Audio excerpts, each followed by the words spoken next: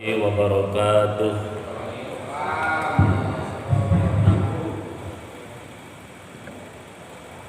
Alhamdulillahilladzi arsala rasulahu bil huda wa dinil haq liyudhhirahu ala kulli dinihi wa kafa billahi syahida. Asyhadu an la ilaha illallah wa asyhadu anna Muhammadar Rasulullah. Allahumma shalli ala sayyidina Muhammadin wa ala alihi sayyidina Muhammad kama shallaita ala sayyidina Ibrahim wa ala alihi sayyidina Ibrahim wa barik ala sayyidina Muhammadin wa ala alihi sayyidina Muhammad kama barakta ala sayyidina Ibrahim wa ala ali sayyidina Ibrahim fil alamin innaka Hamidum Majid. Faqad qala Allah Ta'ala fil Qur'anil Karim, a'udzu billahi minasyaitonir rajim. Ya ayyuhalladzina amanu ittaqullaha haqqa tuqatih wa la tamutunna illa wa antum muslimun. Faqala Allah Ta'ala aidan, a'udzu billahi minasyaitonir rajim.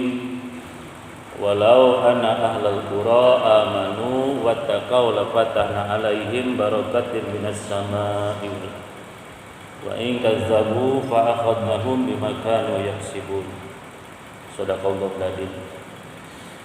Para jamaah Masjid Al-Hidayah Desa Sinakasi, Kecamatan Purwakarta, Kabupaten Purwakarta.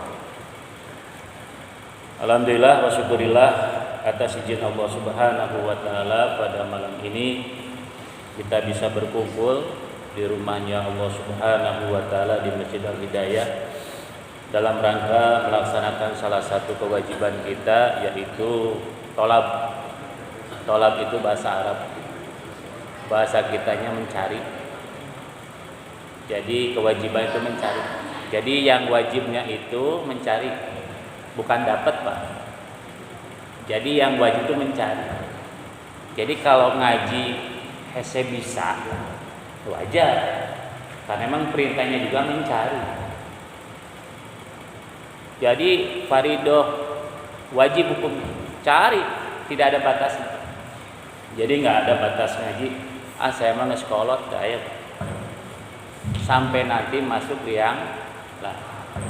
Kalau pingin berhenti ngaji, mencari nih resepnya satu,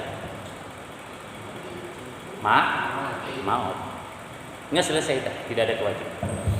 Jadi kita kumpul di sini dalam rangka untuk mencari ilmu. Kita berharap kepada Allah Subhanahu Wa Taala, mudah-mudahan tolab kita pada saat ini senantiasa mendapatkan keridhaan di hadapan Allah Subhanahu wa taala. Amin ya rabbal alamin. Pertama, yang paling utama kita panjatkan puji dan syukur kepada Allah Subhanahu wa taala atas segala nikmat yang diberikan kepada kita. Yang kedua,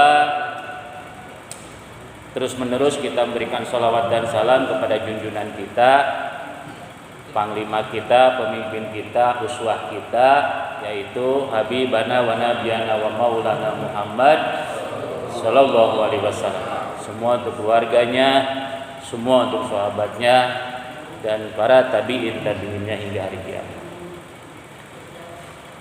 Selanjutnya yang saya hormati, yang saya muliakan, sepuh yang disepuhkan, Bapak Ketua DKM Al-Hidayah.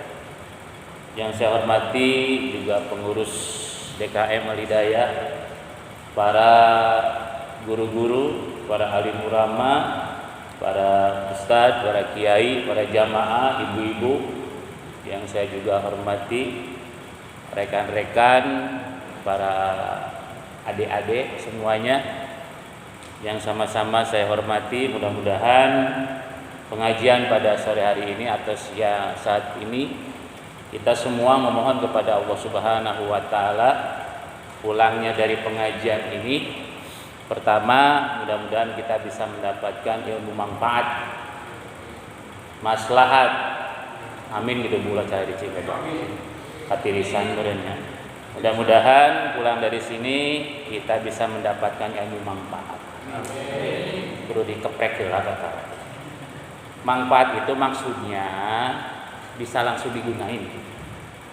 Maslahat bukan untuk kita saja tapi untuk keluarga dan juga tetangga. Jamaah itu namanya maslahat. Itu ya kita memohon. Yang kedua, mudah-mudahan ketika pulang dari pengajian ini kita memohon kepada Allah hajat-hajat semua yang hadir di sini, hajat kaum muslimin dikabul oleh Allah Subhanahu wa taala. Taya pasti tararik. Karena nasawa pangabutuh mati Allah. Terus kita ngedoa juga barangkali ada saudara kita di jamaah Al-Hidayah ini ada yang sakit di rumah atau yang terbaring di rumah sakit, kita doain Allahumma ya Allah, mudah-mudahan Allah mengangkat penyakitnya, diberikan kesembuhan oleh Allah Subhanahu wa taala. Terus yang berikutnya orang tua kita, sepuh kita doain mudah-mudahan dipanjangkan usia oleh Allah Subhanahu wa taala, diberikan keistiqomahan di dalam iman dan Islam. Amin ya Allah ya Rabbal. Para jamaah yang dimuliakan Allah Subhanahu wa taala, insyaallah durasi pengajian itu sampai Isya. Insyaallah hari atau saat ini kita mulai pengajian, kita juga masih belum klik ya jadwal di sini efektifnya. Sebetulnya kalau gambaran minggu ke-2 ke-4 kan sudah informasi dari dulu ya. Cuma efektifnya masih belum. Makanya saya masih belum di agenda ini. Karena memang sesuatu hal, karena kemarin kan terhalang Ramadan ya. Tapi mudah-mudahan Syawal sekarang bisa permanen karena supaya saya mengagendakan waktunya gitu ya. Dan insya Allah pada sore hari ini atau petang ini kita akan memulai di Jumat kedua tiap malam Sabtu dan nanti ketemu di minggu keempat. Kayaknya saya langsung bawa kitab saja supaya ngajinya bertahap. Karena kalau ngaji tidak pakai kitab nanti ilmu ngaji saka namanya. Tahu saka Pak? Saka hayam, saka dayak, saka ingat. Sakal ya. Jadi kalau ngaji ini kan bukan ngaji ceramah tapi ngaji berkah. Ngaji rutin namanya juga ya. Karena saya bagi-bagi waktu sengaja karena ini rutinan di sini baru, jadi saya juga bawa kitab baru. Masing-masing saya punya hanca masing-masing cek orang Sunda mah. Di sini saya insya Allah udah tadi kaji kitab mana ya. Yang efektif di sini kita buat Syadul Mustafa yang insya Allah akan saya bahas. Kalau di Gandasari saya kitab Sulamut Taufik sudah mutamat 2 kali di sana sama kitab Safina. Kalau di rumah saya kitab Adkar sama Muhtarul Hadis. Di kolam Jatiluhur saya kitab Hikam. Jadi bagi-bagi di Dorama saya tafsir. Jadi bagi-bagi di sini saya kita Syadul Mustafa untuk memulainya. Para jamaah yang dimuliakan Allah Subhanahu wa taala, kitab ini dikarang oleh Said Abdul Wahab Asy-Sya'rani. Sebelum pengajian kita mendoakan kepada pengarang kitab ini dan insyaallah kita yang akan mengkajinya. Mudah-mudahan pengarang kitab ini diberikan tempat yang tertinggi di hadapan Allah Subhanahu wa taala, di taman-taman surganya Allah Subhanahu wa taala, raudhatun min riyadil jannah. Dan kita yang menjupri ilmunya ini mudah-mudahan diberikan kekuatan di dalam mengaji pada saat ini dan sampai selesai pengajian kitab ini. Ila hadratiniyah wa ala kulli niyatin sholihah. Al-Fatihah. A'udzu billahi minasyaitonir rajim. Bismillahirrahmanirrahim. Alhamdulillahirabbil alamin arrahmanir rahim maliki yaumiddin. Iyyaka na'budu wa iyyaka nasta'in. Ihdinas siratal mustaqim. Siratal ladzina an'amta 'alaihim ghairil maghdubi 'alaihim waladdallin. Bismillahirrahmanirrahim. Para jamaah yang dimuliakan Allah Subhanahu wa taala. Setiap lafaz Bismillahirrahmanirrahim itu di dalam Al-Qur'an itu semua surat itu diwajibkan memakai bismillah. Setiap surat. Terkecuali ada satu surat yang tidak boleh diawali dengan bismillah. Itu namanya surah At-Taubah atau nyebutnya surat Al-Baro'ah. Itu harus. Saya tidak akan masuk ke situ dulu karena itu ngaji kitab Lubabul Hadis dan kitab Tun karena ini mengkaji kitab Wasiatul Mustafa. Tapi mukadimah saja, bismillah dengan menyebut nama Allah. Ar-Rahman, Ar-Rahim, Allah yang Maha Pengasih lagi Maha Penyayang. Menurut bahasa orang Indonesia, ai cek orang kobong, cek orang santri ya. Bismi ngawiti ingsun, ai orang Jawa itu. Wong Jawa. Mas. Cilacap maksudnya. Bismillah ngawiti ingsun, kalawan nyebat asmane Allah, kang ngolas berasi ka abi-abdina. Mun cek orang Sunda mah kalayan nyebat asmana Allah teh nu Maha Pengasih, Maha Penyayang ka abi-abdina. Macam-macam mucik bahasa Indonesia mah dengan menyebut nama Allah yang Maha Pengasih lagi Maha Penyayang. Setiap lafaz bismillah, kenapa bismillah ini menjadi pokok di dalam setiap hal? Sekarang saya mau tanya, bismillah dulu, ta'awud dulu. Bismillah dulu, ta'awud dulu. Kalau kita membaca Al-Quran, ta'awud dulu. A'udzu billahi minas syaitonir rajim. Kenapa enggak bismillah dulu? Ulah ngajawab di tuna ya. Dan ngaji. Aya nu ngaji utama di tuna cina ustaz. Cenah di. Aya di cenah di. Ini cenah sigana. Eta oge saudara. Kenapa kalau ta'awud itu pasti dibaca sebelum bismillah? Pasti ada makna, Pak. A'udzu billahi minas syaitonir rajim. Bismillahirrahmanirrahim. A'udzu aku berlindung kepada Allah. Minas syaitonir rajim, dari godaan setan atau gangguan setan yang Bismillah dengan menyebut nama. Artinya bismillahirrahmanirrahim ini makrifat, Pak.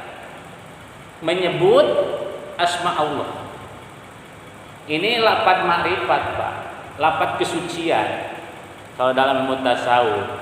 Artinya kalau kita menyebut nama Allah, kita ini harus bersih dulu. A'udzubillah, aku berlindung dari godaan setan. Harus bersih dulu dari perkara-perkara ajakan-ajakan setan. Makanya pantas kalau ta'awud itu dibacanya awal-awal sebelum bismillah. Ini harus paham dulu. Bismillahirrahmanirrahim. Kalau kita melihat kandungannya, Pak, Masya Allah. Bismillahirrahmanirrahim itu kalau kita baca saja, kalau kita baca nih, Bismillahirrahmanirrahim, maka segi keutamaannya itu setan itu 400 meter itu loncat, Pak. Kita dengan baca bismillah. Jadi kalau ada orang kesurupan nih suka diruqyah ya, diruqyah, maka nggak perlu pusing, Pak, baca bismillah saja. Istri misalkan cerewet banget, amek-amekan, ruqyah, Pak, pakai bismillah. Jadi mun eta majikan di ruqyah teu cager-cager wae amek-amekan anak, Pak. Ganti ulah ruqyah. Bere ruqyah, Pak. Mun ruqyah mah langsung insyaallah tah cerewetna repeh langsung, Pak. Jadi emang mau maju mah ruqyah. Tapi kalau mau ruqyah bismillah saja, Pak. Bismillahirrahmanirrahim. Lepas setan itu 400 meter itu loncat jauh, Pak. Ini kandungan daripada bismillah. Yang kedua, kalau kita melihat di dalam kitab Lubabul Hadis itu, kalau kita membaca bismillah saja, maka orang tersebut mendapatkan kebaikan terus, kebaikan di hadapan Allah Subhanahu wa taala. Makanya suka ada wirid bismillah. Bismillahirrahmanirrahim, bismillah. Itu wirid, Pak. Aurat. Nah, bismillahirrahmanirrahim dengan menyebut nama Allah yang Maha Pengasih lagi Maha Penyayang. Kasih dan sayang itu beda, Pak. Beda atau sama? Beda, Pak. Kalau kasih apa? Merek. Cik orang Sunda mah merek. Kasih. Ai sayang? Nya. Ai kasih? Merek. Nya aja merek. Apa setiap anu di merek eta disayang? Belum tentu. Ayeuna lamun anu disayang dibere teh? Dibere. Nah, pas. Itu Pak rumus. Jadi kalau yang dikasih itu belum tentu disayang. Tapi kalau yang disayang sudah pasti dikasih. Ini kalimat majemuk, Pak. Makanya nikmat Allah nih 99, Pak, diturunkan dari langit. Itu yang satu ke dunia, Pak. 99 ditahan di sana, di surga. Itu namanya rahimnya Allah di sana. Rahimnya Allah itu di sana, Pak. Sayangnya Allah di sana, Pak. Nikmat 99. Tapi ironisnya yang 99 ini disebut nikmat kecil kebanyakan orang. Kenapa? Karena yang menikmatinya sedikit.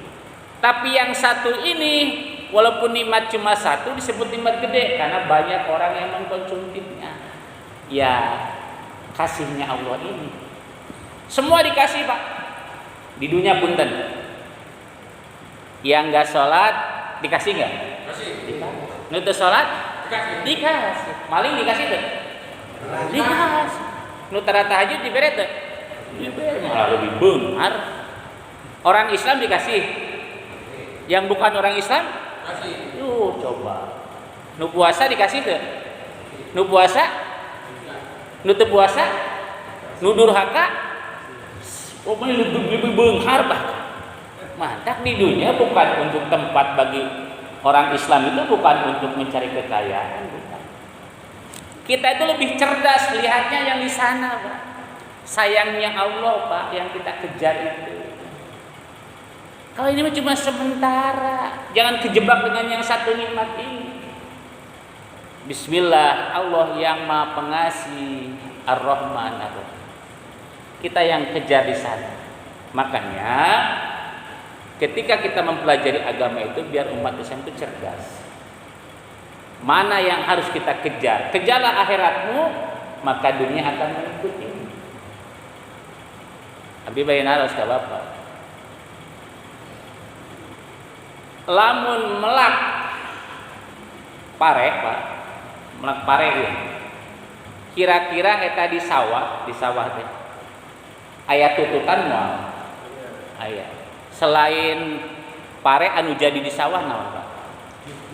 Cukut. Terus nanti keong ketutut meureun. Terus nanti jagoan. Belut. Sing Bapak nanya, melak tutut teh di sawah. Melak jagoan teh. Melak rumput teh. Tapi eta jadi sok. Itulah kalau kita ngejar akhirat, Pak. Dunia akan ngikutin. Tapi kalau Bapak ngejar-ngejar dunia, jangan harap akhirat, Pak, kita akan dapat.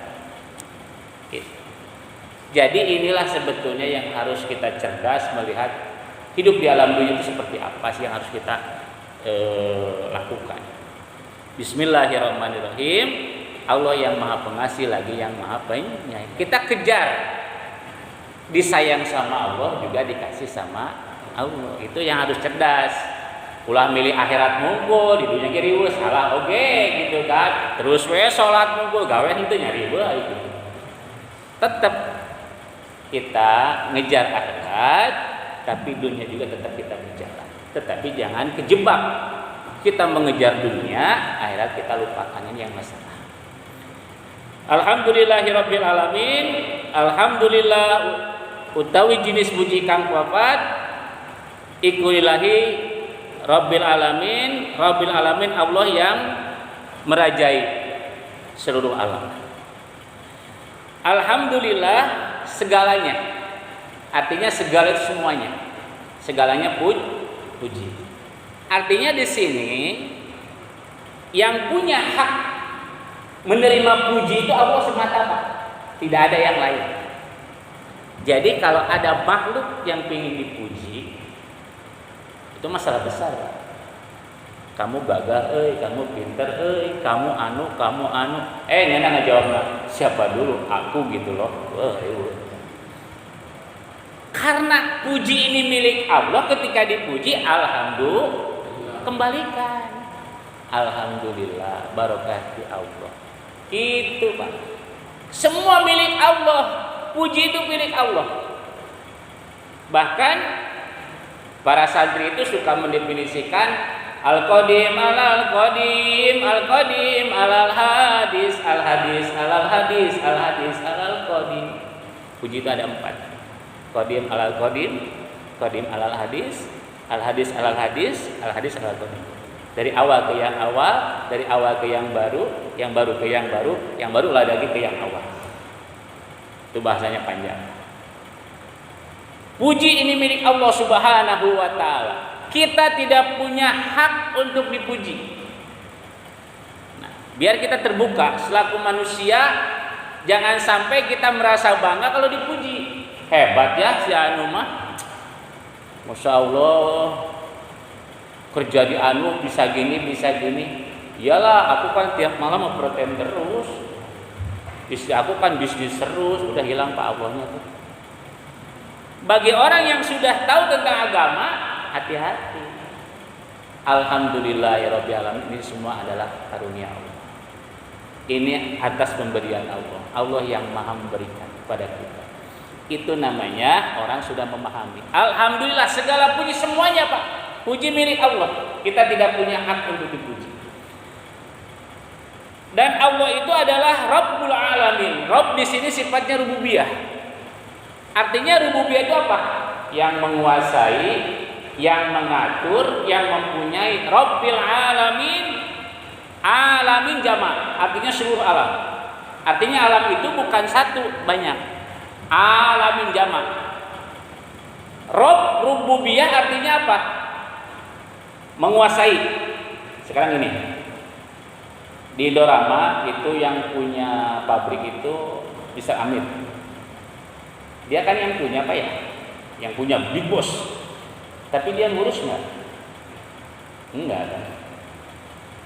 Ngolah nggak? Enggak. Beliau mah di sana aja kan.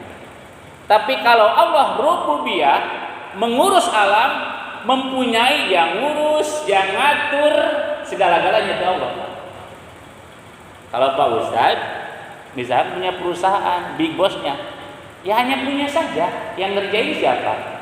Anak buah kan, para manajer-manajer yang ngurus. Tapi kalau Allah mempunyai alam ini, Allah itu yang punya, yang ngatur, yang ngurus, semuanya Pak. Kita diatur sama Allah, kita diurus sama Allah. Ini rububiyahnya Allah Pak. Itu bedanya antara Allah sebagai Al-Khaliq, kita sebagai makhluk. Al-Khaliq yang menciptakan, makhluk yang diciptakan. Rabbil alamin, alamin jama' artinya alam ini bukan satu Pak. Yang Bapak tahu alam ada berapa? 5. Kade alam anu sok ngalagu dangdut mah tong diasupkeun ya. Si alam eta mah. Pertama ada alam arham. Alam arham mana? Rahim. Dari alam kandungan nih. Berapa bulan Pak di sini? Aya nu betah teh ieu. 12 bulan aya. Betah eta mah. Aya nu 4 bulan. Aya prematur, yang buru keluar. Alam arham. Siapa yang ngatur di dalam kandungan? Yang ngasih makan, yang ngatur siapa? Ibunya? Kan si bayi kan suka muter Pak. 1 bulan, 2 bulan, 3 bulan kan gitu posisinya kan. Siapa yang memutar itu? Kan Allah. Allah yang ngatur. Alam arham, alam kandungan, lahir, pas lahir ke alam dunia, masuk alam kedua. Alam kedua, alam ketiga. Alam pertama, alam kedua. Iya, tar dulu ini. Alam berapa sekarang? Dari mana alam kandungan? Alam kedua. Di alam dunia ini, kalau di alam kandungan itu semua sama, rata-rata 9 bulan 10 hari lah ya kalau nggak salah. 9 bulan 10 hari orang melahirkan. Di dunia sebetulnya di dunia itu cuma 3, Pak. Ada yang tinggal.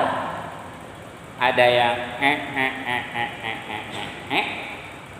ada yang lahir, hidup, meninggal. Paling lamanya di dunia berapa tahun? Sekarang Pak, jangan ngukur Nabi Nuh Pak. Nggak ada zaman sekarang, insya Allah nggak ada lah. Saya belum pernah dengar kalau sekarang ada yang usia 500 tahun, nggak ada. Nggak ada. Paling banter sekarang berapa tahun? Ya udahlah, cek orang Sunama tak ngelewihan sirah. Nabi Muhammad 63 tahun. Artinya kalau malam ini ada yang usia 62 tahun 11 bulan. Siap. Bapak berapa tahun sekarang, Pak? Tuh, 60. Pas. Pas 60. Pas 63-nya. Nabi Muhammad itu seusia Bapak kalau 63 itu wafat. Kalaupun ada yang 70 hanya kasih sayang, Pak. Hanya beberapa orang lah ya. Bonus. Jadi nggak lama Pak di dunia. Nggak lama. Jadi apa yang harus kita kumpul-kumpul, kita ada batasan waktu. Makanya di usia itu kan dibagi-bagi. Ada usia tasawur, ada usia tafakur, ada usia takubur. Usia tasawur itu usia-usia ini kayak ini tasawur. Ini usia-usia sensasi tasawur. Jadi psikologisnya ini usia sensasi. Sensasi apa? Naik angkot, jerona kosong, tapi nah rantel. Udah budak sensasi. Aya buah di baledog, di dahar mah henteu. Jadi sensasi. Ngata ngabegal, ngabm, cenah ngabm. Naik, luhur, udah luhur gitunya. Cikurang mah cicing, jadi handap, mana cicing udah luhur. Ngerem setik gulutik kagak. Sensasi. Sekolah coret-coret. Usia tasawuf, sensasi, jadi sensasi. Gitu kan? Nah, ada usia tafakur. Usia tafakur itu usia di 40, Pak.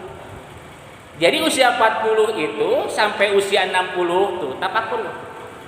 Artinya harus menentukan sikap, Pak. Kalau usia 40 nggak nentuin sikap, mau kapan lagi Anda menentuin sikap?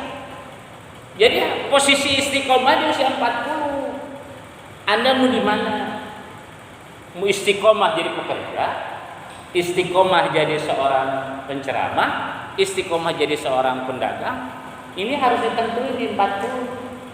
Gitu. Kalau 40 masih kene kalayang koloyong kene, kapan Anda mau istiqomahnya? Harus tentuin tuh 40 itu.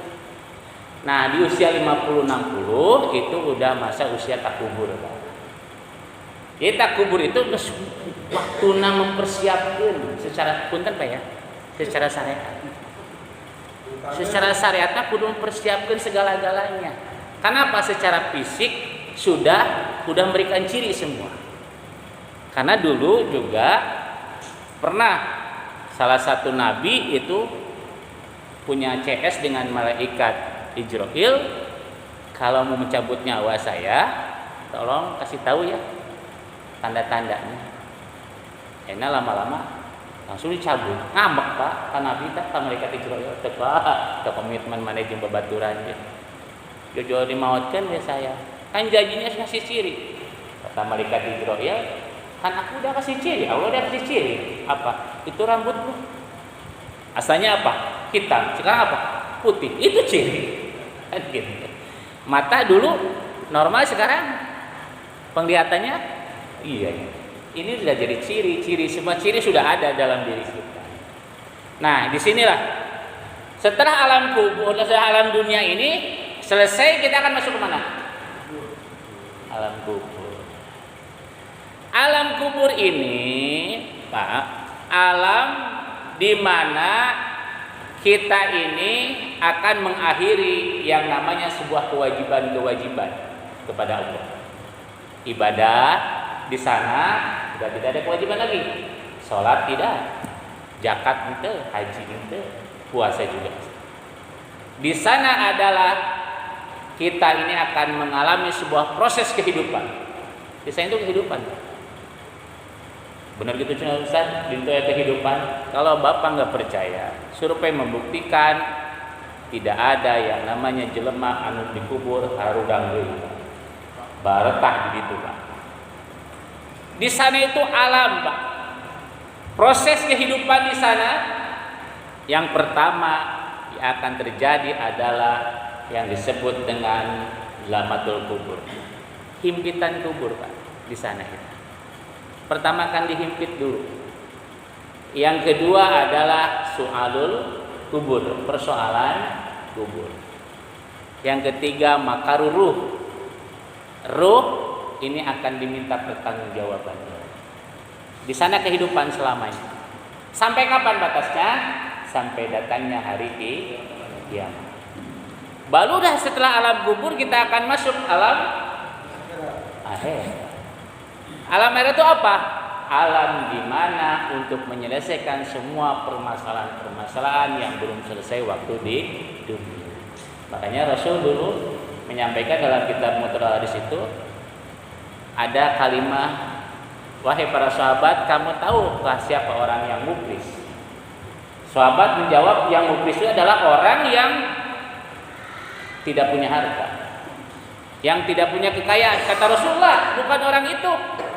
Orang muflis adalah ketika dia nanti pada hari kiamat, dia datang dengan puasanya, dia datang dengan sholatnya, dia datang dengan amalan zakatnya, dia datang dengan hajinya.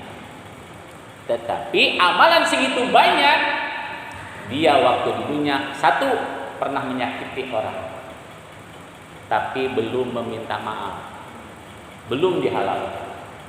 Dua, memukul orang, menyakiti orang, hutang pihutang.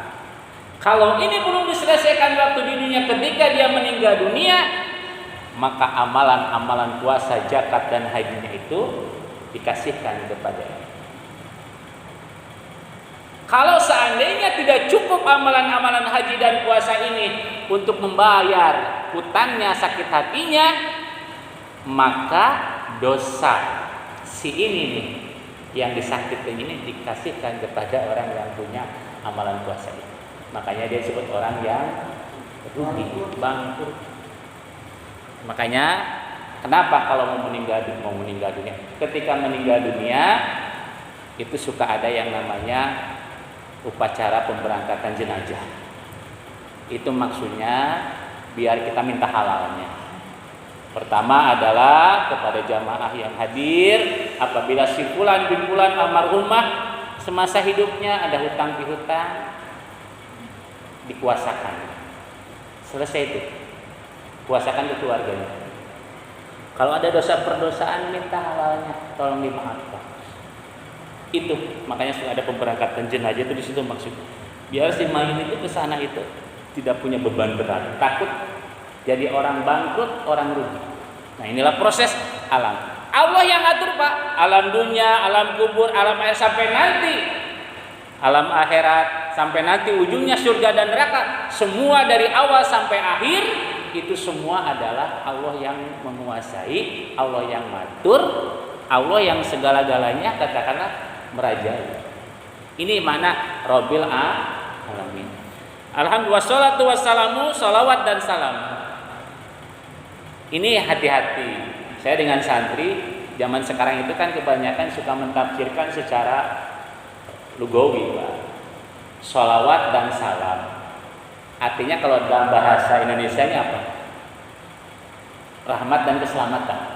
Semoga diberikan kepada Nabi Muhammad. Sama anak-anak sekarang suka diceletin, Pak. Berarti kalau gitu Nabi kamu belum selamat dong. Benar gak, Pak? Suka ada yang nafsirin kayak gitu. Berarti kalau gitu Nabi kamu belum selamat kalau gitu. Masih minta keselamatan doakan gitu. Nah, itu yang perlu dikajikan di situ sebetulnya. Nah, kita yang ngaji ini wajib menjabarkan secara spesifik yang dimaksud wassalatu wassalamu rahmat dan keselamatan semoga diberikan kepada Nabi Muhammad. Artinya di sini adalah kita selaku hambanya, kita selaku umatnya punya kewajiban memberikan penghormatan. Artinya di sini Rasul Allah, kita memuji kepada Allah. Sekarang saya bertanya, kalau kita tidak memuji kepada Allah, Allah berkurang nggak kemuliaannya? Tidak. Nabi Muhammad tidak diberikan salawat oleh kita saja, tidak jadi masalah bagi beliau. Cuma kita selaku umatnya punya kewajiban untuk berikan salawat, penghormatan. Bukan berarti tidak selamat beliau, bukan. Kita ini selaku umatnya, gitu kan. Jadi di sini kewajiban. Man ahaba syai'an aksaru lidu. Barang siapa yang mencintai satu perkara, maka banyak-banyak untuk menyebut. Kan gitu hadisnya. Artinya kalau kita cinta sama Rasulullah, banyak-banyak menyebut asma Rasulullah SAW. Wassalatu, memberikan salawat dan keselamatan. Dan ini adalah sebuah bisa dikatakan kewajiban. Karena apa? Karena Al-Quran juga menjelaskan innallaha wa malaikatahu yusholluna 'alan nabi ya ayyuhalladzina amanu shollu 'alaihi wasallimu taslima. Ini kan perintah. Bukan berarti nafsirinya Nabi engkau belum salah. Ada santri yang nanya kayak gitu. Emang benar juga. Hati-hati anak-anak sekarang, bahaya kalau kita tidak meluruskannya. Itu maksudnya loh, kalau salawat dan salam itu maksudnya ke sana. Ala sayyidina Muhammadin wa ala alihi wa sahbihi wa salam. Salawat dan salam ini kepada siapa? Ala sayyidina Muhammad. Sayyidina Muhammad, saya itu tuan. Sayyidina Muhammad, kanjeng Nabi Muhammad. Nah, di sini bukan kepada Nabi Muhammad saja, wa ala alihi, dan keluarga. Jadi Rasul menyampaikan bagaimana kalau salawat kepada Rasul. Salawat kepada Rasul itu adalah bukan Allahumma sholli ala Muhammad. Tapi kata Rasul, kalau salawat kepada Rasul, padaku adalah Allahumma sholli ala Muhammad wa ala ali Muhammad. Jadi dengan keluarganya. Keluarga di sini siapa? Ada al-ba'id, ada al-qorib. Al-qorib itu qoribun artinya keluarga dekat. Jadi kita memberikan salawat itu keluarga dekat beliau. Yang dekat itu siapa? Istrinya. Terus yang kedua putra-putranya, terus mantunya, para sahabatnya, para tabi'in. Itu namanya lingkungan keluarga dekat. Nah, ini kita berikan salawat ke keluarga dekat. Dan al-ba'id siapa? Kullu mu'min taqi. Kulnya itu kullu jam'i, artinya setiap orang yang bertakwa itu kata Rasul keluarga walaupun engkau jauh. Jadi kita nih, beliau sudah wafat Rasul. Tapi kalau kita mengikuti jejak Rasulullah, yang taat pada Rasulullah, menjadi orang yang muttaqin di hadapan Allah, itu keluarga Rasul. Jadi salat itu kembali kepada kita juga salawat. Nah, ini mukadimah daripada kitab Wasiatul Mustafa. Wa badu fahadi Wasiatul Mustafa li suatu wassalam li Ali bin Abi Thalib karamallahu wajha. Wa fahadihi Wasiatul Mustafa, ini satu kitab yang namanya Wasiatul Mustafa. Wasiatnya siapa? Wasiatnya Rasulullah Sallallahu Alaihi Wasallam li Ali bin Abi Thalib karamallahu wajha. Jadi wasiatnya Rasulullah kepada Sayyidina Ali, mantunya Pak. Di dalam kitab ini semua menjelaskan wasiat Rasulullah. Syariatnya pada Sayyidina Ali. tapi hakikatnya adalah kepada kita selaku umat. Rasulullah duduk di manzilihi, di depan rumah, teras rumah, itu mencapai wasiat-wasiat. Makanya Rasulullah kan sebutnya gudangnya ilmu, Sayyidina Ali pintunya ilmu. Gitu. Nah ini wasiat-wasiat ini kita dengerin, kita ikutin, kita jalani. Kan ini wasiatnya Rasulullah kepada Sayyidina Ali, tapi hakikatnya kepada kita. Kalau seandainya kita ini menjalankan daripada wasiat Rasulullah ini, maka kata Rasulullah SAW, engkau ini akan hidup penuh dengan kemuliaan. Wa mata syahidan, dan ketika engkau akan meninggal dunia, engkau mati dalam keadaan syahid di hadapan Allah Subhanahu wa taala. Kalau menjaga wasiat ini, makanya saya kaji yang pas kira-kira di Al-Hidayah kita Bapak ya. Inilah wasiat-wasiat Rasul. Nah, ini sampaikan Rasulullah kepada Sayyidina Ali, kata Rasulullah, ya Ali, aku berwasiat kepada engkau, ini usika yauma biwasiati. Aku berwasiat kepada engkau, dan Rasul menyampaikan bahwa tidak ada nabi lagi selain aku. Aku ini nabi yang paling terakhir. Ghairu annahu la nabiyya ba'dah. Jadi Rasul menyampaikan ghairu annahu la nabiyya ba'dah. Tidak ada lagi nabi selain aku. Ini memberikan sebuah ketegasan Pak kepada kita nih, bahwa tidak ada dalam Islam nabi setelah Nabi Muhammad. Ini tegas Rasulullah. Ghairu annahu la nabiyya ba'dah. Tidak, cuma aku berwasiat kepada engkau. Makanya setelah Nabi, hadisnya kan turun. Al ulama warasatul anbiya, maka ulama lah pewaris para nabi. Jadi kalau sekarang ada ngaku-ngaku nabi, dalilnya dari mana? Nggak ada. Kemarin yang ramai di YouTube itu siapa? Akulah nabi yang 20 gendak. Saya digendit gitu ya. Iya, malah kabur gininya. Nggak ada Pak. Dulu Musadek nu di Bogor ya hadita teh. Terus Jawa loba kita bermunculan. Ya itulah. Kalau kita sudah mengkaji, jelas para ulama menegaskan tidak ada lagi nabi. Cuma Rasulullah berwasiat kepada Rasul, ke para sahabat, para tabi'in, terus turun ke para aulia, para ulama. Ulama itu sekarang Pak. Kalau dulu mah mungkin nabi. Kalau dulu kan nggak ada nabi Pak. 124.000 nabi dulu mah kan. Cuma sekarang kan karena nggak boleh ada nabi, jadi adanya ulama. Makanya Al-Quran juga menegaskan yang paling dimuliakan nama yasawam ini bari ulama kan. Ulama yang paling dimuliakan. Siapa ulama itu? Jangan kejebak juga ulama juga seperti apa? Panu pakai gamis, pakai jubah, Fir'aunnya pakai jubah, Pak.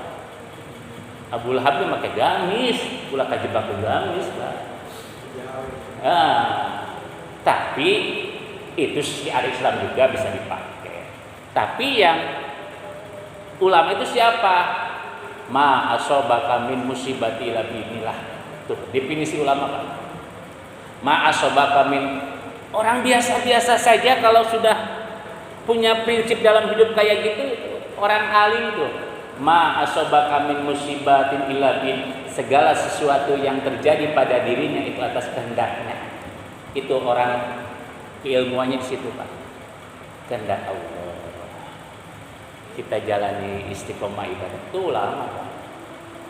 Jadi jangan kejebak dengan penampilan dengan topeng Pak. Tapi kalau emang ada guru-guru kita ya seperti itu ya, insya Allah itu para ulama juga gitu. Tetapi ulama sepenuhnya ya tadi ma'asobaka min musibatin ila bin. Yang pertama adalah satu saja kita wasiat pertama. Apa sih wasiat Rasulullah kepada Sayyidina Ali dan kepada kita sekarang? Guru-guru kita mengkaji kepada santri dan sekarang saya menyampaikan di sini. Ya Aliyu, Sayyidina Ali, man akala halalan sofa dinuhu waraka qalbuhu walam yakun lidakwatihi. Man, barang siapa, artinya isim mausul siapa saja, laki-laki, perempuan, orang kaya, orang yang ya tidak mampu. Yang penting dalam hidupnya man akala akil, barang siapa yang dia ini man akala halalan, dia memakan makanan yang halal ke dalam perutnya, Pak. Ini konsep pertama. Ini kalau kita tapakurin, Pak, Rasulullah menyoroti masalah makanan, karena tiap hari dikonsumsi, Pak. Cek orang Sunda mah sing sah saja mah anu barang dahar, anu ngadaharan, makanan anu halal sopadinu, maka dia ini akan kuat di dalam megang agama. Sopadinu artinya apa? Pengkuh dalam agamanya, Pak. Nah sekarang makanan seperti apa? Satu, jenis makanannya. Yang kedua, uangnya dari mana? Ada, Pak. Makanan itu kita identik makanannya saja, tapi tidak diperhatiin uangnya dari mana. Karena kalau berbicara masalah amalan nanti di sana pertanyaan satu-satu, tapi kalau urusan harta pertanyaannya dua. Ini uangnya dari mana dan untuk apa? Begitu. Nah makanan juga sama. Jadi harus diperhatiin. Ini minuman makanan. Haram enggak ini minuman tuh? Kan gitu. Kan minuman juga ada yang haram, ada yang halal. Makanan juga ada yang haram, ada yang haram. Yang keduanya, uangnya dari mana? Kan gitu. Pernah enggak kita melihat ke sana? Biasanya kan boro-boro. Yang penting ngeunah we. Aya seblak, belum cilok goa langsung, gitu kan? Bodoh amat, tidak pernah diperhatiin. Padahal makanan harus diperhatiin. Kenapa di dalam MUI suka ada yang namanya BPOM, Badan Obat Minuman kan gitu. Terus ada fatwa-fatwa haram dan halal. Karena emang makanan sampai wasiat Rasul yang pertama. Kalau kita bisa menjaga makanan ini, apa?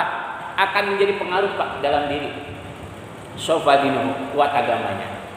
Kalau saja makanan halal ini dikonsumsi, Pak, oleh kita, satu, akan ada pengaruh. Pertama, doa mustajabah. Jadi kalau ada doa hese wae tembus kunaon, evaluasi, Pak. Apakah doa tadi dikabul gara-gara ada bala-bala wae mah poe henteu, Pak? Halal insyaallah bala-bala mah halal, Pak.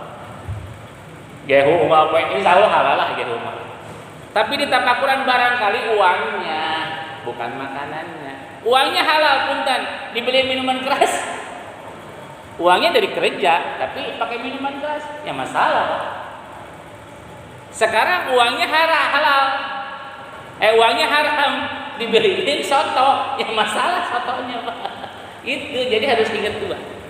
Jadi kalau kita memakan makanan halal, man akala halalan sopadinuhu warokoba kolbuhu, agamanya akan kuat, hatinya akan kolbu. Kolbu itu apa? Hatinya itu kan gampang, Pak. Diajak ngaji, ayo. Ajak sholawatan haji, ada keinginan. Ini ada pengaruh ke dalam orang teh ngaji teh ugah-ugah teuing, salat teh ugah-ugah teuing, subuh salat hese. Barangkali ada makanan, Pak. Ai makan mah insyaallah Pak Ustaz halal. Duit lagi insyaallah halal. Kan anu batuing dahanna kaberkahan. Tuluh bisa eta kayak gitu. Loba teh dahar ti penting. Subuh hese udah kan gitu. Tuduh aya nu kitu. Puting liwat gitu. Terus liwat naon deui gitu kan. Ya rek subuh teh bunuh gitu kan. Aya nu kitu eta.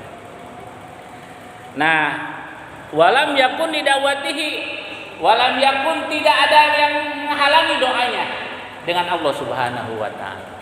Nah, ini Pak.